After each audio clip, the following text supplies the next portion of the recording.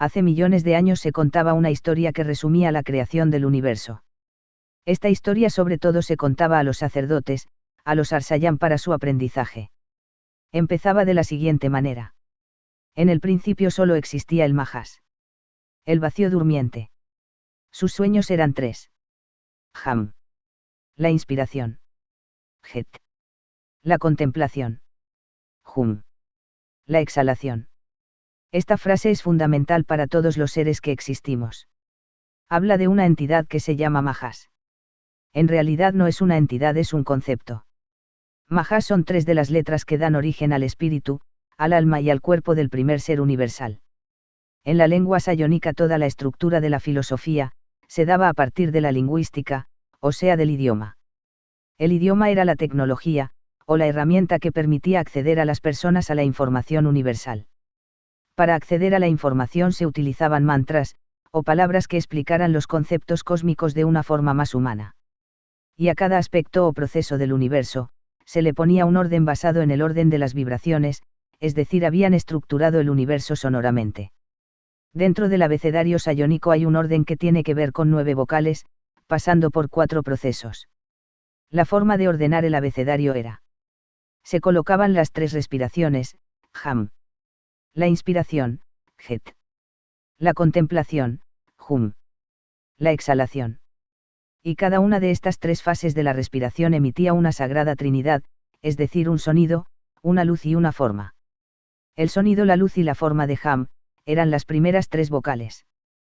Para het, las siguientes 3 vocales. Y para hum, las últimas 3 vocales. Esas 9 vocales que se formaban creaban las vocales del espíritu, que eran las 3 primeras, las del alma, que eran las 3 siguientes, y las del cuerpo, que eran las 3 últimas. Entonces a partir de la respiración surgen estas vocales, y cada vocal va a vivir 4 procesos en su existencia, dando lugar a un total de 36 caminos que va a pasar el universo a lo largo de su existencia. La primera letra para el espíritu es la A, y la consonante es la M. Para el alma la consonante es la H, y la del cuerpo es la S. Entonces M, H, y S son las primeras letras del primer ser que se expresa en el universo. Al principio de los tiempos solo existía el Majas, el vacío durmiente. Majas era llamado el vacío durmiente porque todos los conceptos de la existencia atravesaban o surgían del Majas. La letra M significa la puerta. La letra H significa el tiempo. Y la S significa el espacio o por donde se teje la realidad. Entonces Majas significa las puertas del tiempo y el espacio. Esta historia la explicaban como un cuento. Cuando decían que al principio solo existe el Majas, en realidad era que al principio todo era una puerta que abría hacia el tiempo y hacia el espacio. Entonces les explicaban el toroide del tiempo y el espacio. Y la historia sigue. Sus sueños eran 3. Esos sueños eran: en primer lugar la inspiración, que es cuando trae toda la información; en segundo lugar cuando se contiene la respiración, que es cuando observa en el centro; y en tercer lugar la exhalación, formando un toroide. Y sigue la historia, entonces una y otra vez, como un sueño se iba repitiendo esa respiración. Esto nos dice que las puertas del tiempo y el espacio van creando diferentes tiempos y espacios en tanto va respirando. Majas lo que nos da a entender es que es un ser que está en profunda meditación, y con cada inspiración de su ser está creando oportunidades de existir, de crear realidades, de expandirse. Por lo tanto Majas era básicamente el nombre del origen de todo. Sigue la historia, siguió inspirando, contemplando y inhalando, hasta que su respiración se volvió música, y por su canto Majas despertó. Esto significa que cuando despierta, la contemplación, la inspiración y la exhalación se unifican todas en un solo punto, y explota. O sea que cuando crea todas las probabilidades de la existencia, lo que hace es despertar, y despertar es tener claridad, es tener luz. Y dice la historia. Entonces abre por primera vez sus ojos, Will Haldrech.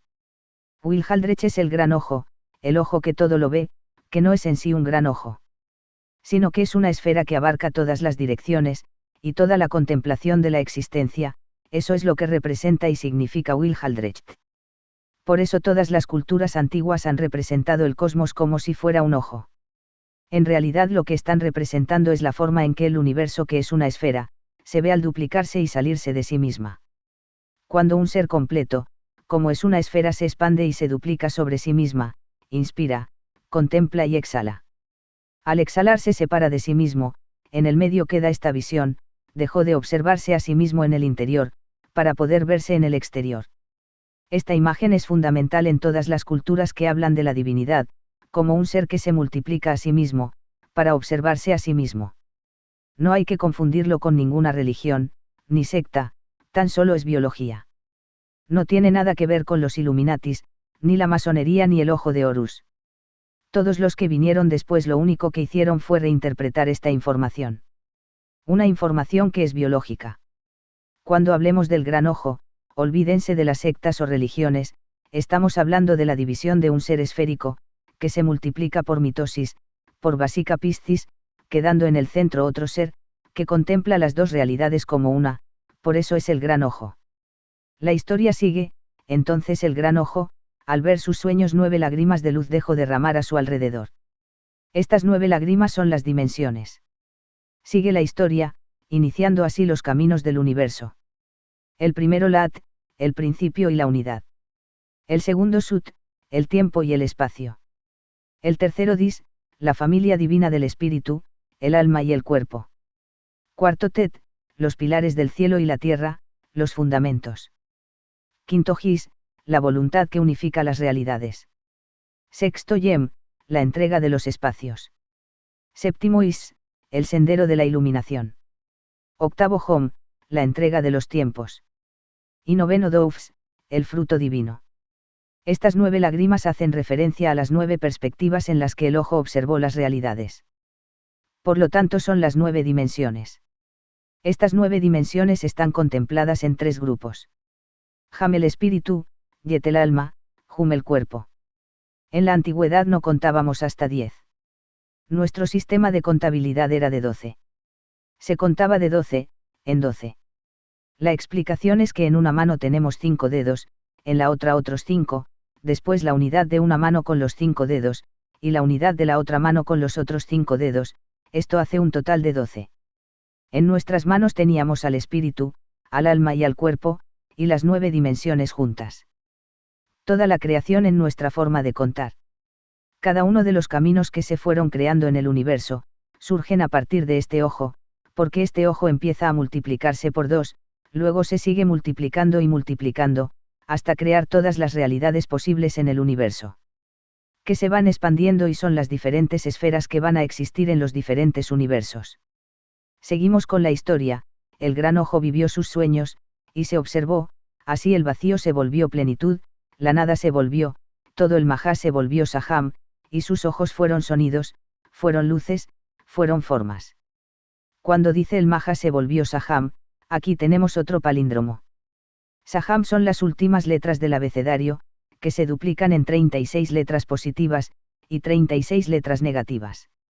Así como del lado del Mahás, empiezan a bajar las letras, M, H, y S. Para el otro lado del Saham, empiezan a subir las letras, S, H, y M. Para volver otra vez a la divinidad, como si fuera un camino de retorno. Este camino hace que a la divinidad aquí, le llamemos Mahás, y al referirnos al cosmos le llamamos Saham. El camino del Mahás es para expresarse y crear todo lo que hay alrededor. Por eso el vacío se volvió plenitud, la nada se volvió todo. Y una vez que existe todo, empieza el camino del Saham. El camino del Saham es recordar quién soy, y volver a unificar todas las partes que cree, empieza el tejido, el trabajo de tejer la red. Sus ojos, que antes eran 9 dimensiones, empiezan a multiplicarse, por división celular, creando diferentes ondas que llamamos sonidos, creando diferentes colores que llamamos luces, y creando diferentes formas, que van a ser los sólidos, geométricos, los plutónicos, y equimedianos que van a dar lugar a toda la materia de la realidad. Y sigue la historia, y sus ojos se volvieron los de toda la creación. Esto significa que todos los seres del universo, que observamos y podemos contemplar la realidad, somos un fractal de ese ser que se autoobserva. Todo ser que empieza a tener ojos empieza a realizar el camino hacia la iluminación, la luz, hacia encontrarse otra vez consigo mismo. Si nosotros en la Tierra buscamos la luz, es básicamente porque tenemos noche. Hay planetas donde todo es luz, no se busca la iluminación, porque ya están iluminados. Pero en este planeta, como tenemos 12 horas de noche, y que la vida surgió en los océanos, y ahí la luz no llega, esto nos ha preparado a nosotros a buscar la luz, es una programación biológica para sobrevivir. Hace millones y millones de años, cuando empieza la vida, muchos seres empiezan a buscar la luz hacia arriba, empiezan a desarrollar los ojos, encuentran la forma de absorber la luz por medio de la fotosíntesis, el universo mismo diseña la búsqueda de la claridad, la búsqueda de la luz como un objetivo para vivir, para dar sentido a la existencia. Por eso a lo largo de millones de años de evolución, nosotros hemos ido buscando la luz. Biológicamente tenemos registrado buscar la luz, para sentirme cómodo y seguro. En esa búsqueda de la luz, cuando aparece la cultura trata de hacer que busquemos la luz en los cielos, y honremos al sol, porque el sol es quien nos dio el alimento. Y nosotros como seres espirituales seguimos buscando en los cielos la iluminación, cuando en realidad es un impulso de la bacteria que nos dio origen a nosotros, pero cuando llegamos al punto de observar al sol, y de encontrar el máximo de la luz, nos damos cuenta de que esa no era la luz. De que la verdadera luz estaba en el vacío, porque el que originó todo fue el Mahas, que estaba en el vacío durmiente, donde no había absolutamente ni un rayo de luz. Entonces la luz no es el final del camino, porque el origen no fue la luz. Pero luego empieza el camino interno. No proyectándonos en una divinidad solar, o en una divinidad externa, sino dentro de cada uno para la autoobservación, por eso dice la historia que sus ojos se volvieron el de toda la creación. Toda la creación empezó a buscar el tener ojos para observar y asimilar la información de este gran ser que se fue creando. La historia sigue, la semilla, el fruto, el árbol, los miles de ojos que observan las realidades, los 9 cielos. Esto se refiere a que cada círculo, es la historia de una divinidad, de un ser, de una especie de raza, de una etnia o pueblo o individuo. Y todos estamos conectados a través de los círculos, a través de las esferas en realidad. Y sigue la historia, los Guanyin fueron los primeros en poblar la existencia mediante sus cantos. Habla de que la existencia fue originada por cantos. Esos cantos son el sonido primordial del universo, que son ondas de vibración, que van moviéndose por todo el universo y van creando las diferentes realidades a partir de su cruce. La historia sigue, Manicht, la araña, tejió las redes del tiempo. Manicht se llamaba a la divinidad de la araña, que era la que iba tejiendo las realidades, iba tejiendo la sinapsis dentro de esa gran ondulación de sonidos en el universo. El Akasa fue el tejido hecho por Manicht. Lo que hizo fue tejer las redes del tiempo. Todo espacio, toda realidad surge a partir de la visión de los tiempos. El tiempo es lo primero que surge. El tiempo y el espacio son inherentes el uno del otro. Son como si fueran esas dos esferas que se separan, tiempo y espacio, pero que conforman una única realidad. El aspecto del tiempo, es esa red vibracional que hace que en función del nivel de vibración que tengas, vas a estar en un tiempo, o en otro. Y el tejido de todo ese tiempo, al densificarlo es a lo que se llama espacio. Y sigue la historia, en esas redes del tiempo, donde Nuk, pintó de colores las esferas del espacio. Nuk, era la divinidad que pintó el cielo, se decía hace millones de años. Cuando se fue tejiendo las redes del tiempo, esta entidad Nuk, que en realidad es el mismo tiempo proyectándose. Nuk empieza a tener vibración, claridad, a generar brillo. Y esa vibración empieza a vibrar tan alto, que genera más y más energía, esa energía destella, y debido a la vibración de las ondas del sonido, ese destello de luz por tanta acumulación de energía y tanto movimiento, empieza a refractarse a través de las ondas. En función de cuál alta es la vibración, la luz va a ir cambiando de color, y vamos a ir teniendo los diferentes colores de la realidad en función de las altas o bajas vibraciones. Y sigue la historia, los Erenim, los dioses solares, fueron los primeros círculos que diseñaron la vida. Los Erenim para nosotros son lo mismo que entidades creadoras. Son seres de la sexta dimensión, estos seres lo que hicieron fue que en sí mismos, en ellos mismos bajaron la vibración de los sonidos y de la luz, para darles forma y estructura, y es cuando aparecen por primera vez las esferas con patrones geométricos, o sea los mundos. Y la historia sigue, sus hijos Kumo, los mundos originaron a los Ina, hijos de Estrella Madre de los Cielos. Los Ina eran los pobladores de Sirio. Sirio para nosotros en la Tierra es fundamental, porque son los que crearon toda la existencia básicamente de la civilización humana, son los que dan sentido al por qué existimos como civilización. Como dijimos, primero los cantos, después los colores, después la vida, los círculos de la vida que son las células originales, las células madre, y luego la estrella madre. Una de esas células madre dan origen a los Ina, que son los que les dan sentido a la civilización, a la conciencia de los mundos como evolución. Y la historia sigue, los Ina supieron así como el Majas, se había dividido expresándose en todos ellos. Un día el Majas les llamaría a todos, para volver a unir. Por ello desde la estrella madre, todos los hijos del Kumuk se unieron y crearon a los Sem. Los Sem somos nosotros. Los Ina entonces, como muchos seres de la galaxia, lo que hicieron fue comprender que el universo se expandía, y luego se contraía. En esa expansión y contracción se va creando una y otra vez, realidades diferentes en el mismo universo. En esa contracción se genera caos y distorsión mayor. Se dieron cuenta que en el momento de la máxima expansión, lo que había que hacer es poner orden y coherencia, para que cuando todo volviera a ser llamado a la unificación, hubiera coherencia y armonía en la nueva creación, en ciclos de tiempos y espacios una y otra vez. Entonces empezaron a crear mundos con vidas, estratégicamente ubicados, en los cuales las civilizaciones trabajasen sobre sí mismas una y otra vez. Evolucionando tanto internamente como externamente, para buscar la coherencia y armonía en el ser, y así, cuando se vuelva a unir en el Saham, pueda crearse en armonía una nueva realidad, y no desde el caos. Entonces eligen este planeta, y cuando deciden venir a este planeta empiezan a venir mucha gente de diferentes lugares. La historia sigue, los primeros en llegar a los cielos fueron los Sofer, hijos de la serpiente. Es decir, los reptilianos. Los reptilianos y los draconianos fueron los primeros en llegar a traer conciencia a este planeta. Al ser este planeta un mundo en crecimiento y desarrollo, un planeta muy físico, lo que se necesitaba de ellos era que aprendiéramos a cómo sobrevivir, y adaptarnos a los medios. Y la historia sigue, los segundos los Nemen, hijos del hielo, custodios del norte. Los Nemen se podría decir que fueron los gigantes, los primeros gigantes que llegaron a la Tierra, eran seres o razas muy grandes. Vinieron sobre todo a los polos, al polo norte, a poblar la Tierra y a traer su genética. La historia sigue, los terceros en llegar fueron los Alisis. Hijos de los ángeles del mar, guardianes del sur.